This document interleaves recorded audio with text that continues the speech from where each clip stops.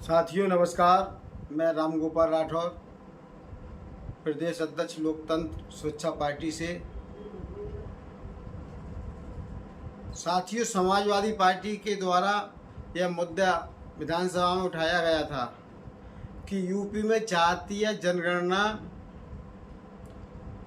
कराने का, लेकिन सरकार ने बिल्कुल इनकार कर दिया। आप बताइए, जो उत्तर प्रदेश के अंदर 52-56% के लोग हैं और वो लोग पिछड़े हुए हैं, तो सरकार को जाति जनगणना कराने से पीछे क्यों हट रही है। समाजवादी पार्टी ने इस मुद्दे को उठाया तो हमारे उत्तर प्रदेश के सीएम योगी आदित्यनाथ जी ने लिखित में जवाब में बताया है कि यह जाति जनगणना हम लोग नहीं कराएंगे।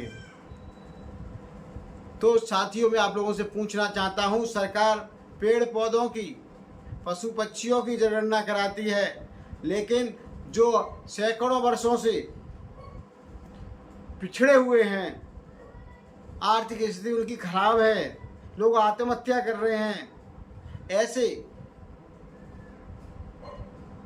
लोगों के कि अगर जाति जनगणना हो जाए तो सरकार को इसमें क्या परेशानी है। कई सालों से ये मुद्दा उठ रहा है, लोगों की आय स्तर नहीं मालूम पड़ रही है, लोग कितने गरीब हैं, आखिर में कहाँ तक गरीब हैं और उनके पास क्या है क्या नहीं है। ऐसी जाति जनगणना में बिल्कुल साफ हो जाता साथियों, जिससे सरकार जनगणना होने के बाद सरकार इस पर काम करती और उनका सुधार होता, पिछड़े भी आगे होते, कम से कम देश के समान नागरिक बनते। लेकिन भाजपा सरकार ने बिल्कुल मना कर दिया है। और आप कहते हो डबल इंजन की सरकार, तो दोनों सरकारें आपकी हैं। प्रदेश में आपकी सरकार है, केंद्र में बीजेपी, केंद्र में भी आपकी सरकार है, मोदी जी बैठे हुए पिछड़े समाज के मसीहा बने हुए। तो आप क्यों नहीं दोनों कराते। आप एक दूसरे के ऊपर गेंद उछाल रहे हो और पिछड़े समाज के लोगों को बेवकूफ़ बना रहे हो, और ये तो बेवकूफ़ बनाएंगे ही, क्यों, इनका काम है बेवकूफ़ बनाने का, गुमराह करने का।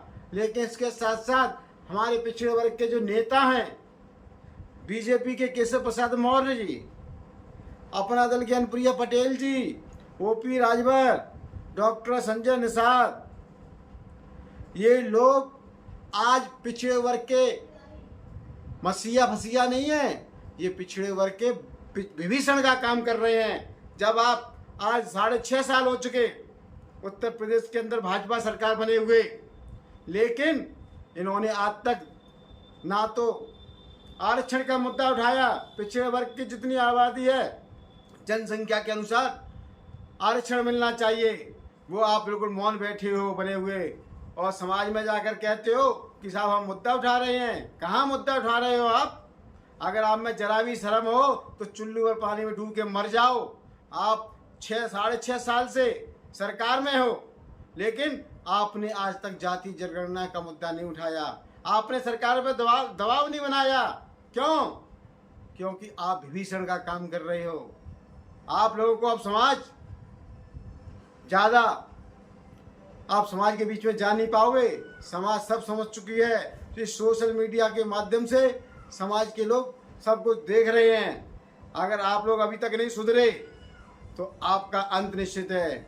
आप केवल सत्ता से चिपके हुए हो और कुछ नहीं कर रहे हो। आप में अगर जरा भी शर्म हो तो आपको बीजेपी पर दबाव बनाओ या सरकार छोड़ दो, मंत्री पद छोड़ दो।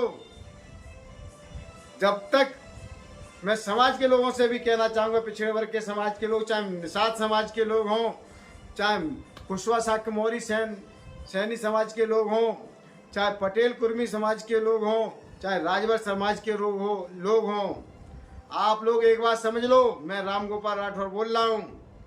आपके समाज के नेताओं को चाहे मंत्री बना दिया जाए, चाहे सांसद बना दिया जाए, चाहे विधायक बना दिया जाए, लेकिन चाहे मुख्यमंत्री बना दिया जाए, चाहे प्रधानमंत्री बना दिया जाए, समाज का उत्थान नहीं हो सकता।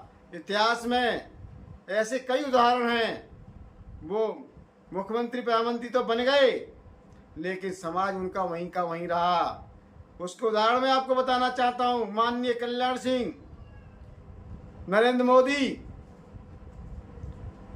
ऐसे बहुत सारे जो मुख्यमंत्री रहे, लेकिन समाज वहीं का वहीं है साथियों। क्यों? ये लोग केवल अपना लाभ, अपने व्यक्तिगत संबंधियों का संबंधी या परिवार के लोगों का लाभ ले सकते हैं, लेकिन समाज का उत्थान नहीं कर सकते हैं। समाज का उत्थान केवल एक ही बल पर हो सकता है, जब समाज के हित में योजनाएं बने, योजना का लाभ मिले, पिछड़े वर्ग के योजना का लाभ मिले।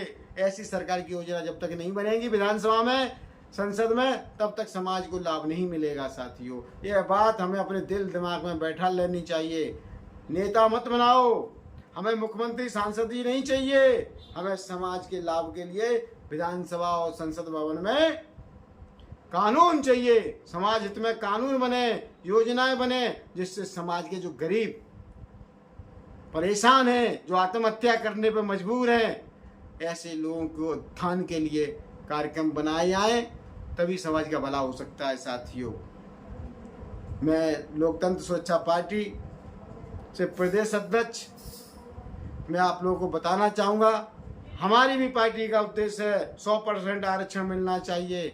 हमारे राष्ट्रीय अध्यक्ष माननीय राजकुमार सैनी हरियाणा से मंत्री रहे, सांसद रहे, लेकिन जब हक अधिकार की बात आती है तो उन्होंने ऐसे पदों में लात मार दी, और एक बार नहीं कई बार लात मार दी। नौकरियों की बात आई तो उन्होंने लात मार दी। जब तक समाज के ओबीसी के लोगों के, पिछड़े वर्ग के लोगों की नौकरियां नहीं लगेंगी तो भी सांसदी से क्या मतलब, मंत्री से क्या मतलब।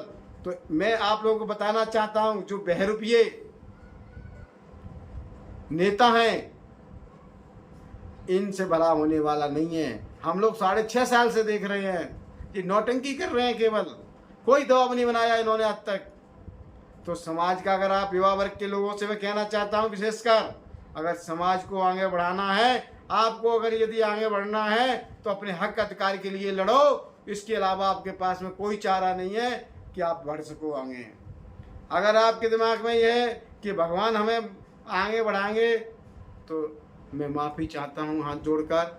भगवान ईश्वर हमारी आस्था का विषय है, उनसे, उनकी पूजा करने से हमें शांति मिलती है, लेकिन उनके पास में ऐसा कोई विभाग नहीं है जिससे आपको नौकरियां मिलें।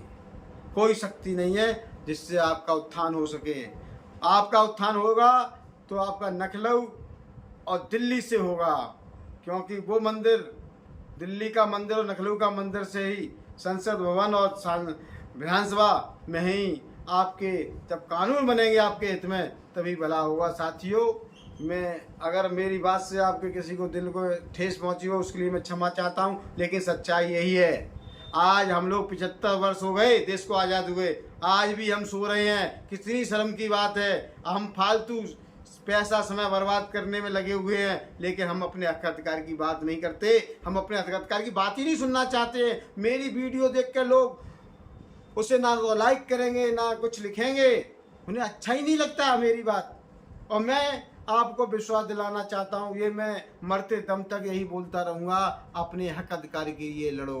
कब तक आपके बात समझ में नहीं आएगी? आपको मैं समझाता रहूँगा, जब तक हमारे शरीर में जान है तब तक मैं आपको समझाता रहूँगा। अपने हक अधिकार के लिए लड़ो, इसके अलावा कोई चारा नहीं है। हमारे कितने पूर्वज मर गए पूजा कर कर के, कभी भला हुआ? नहीं हुआ।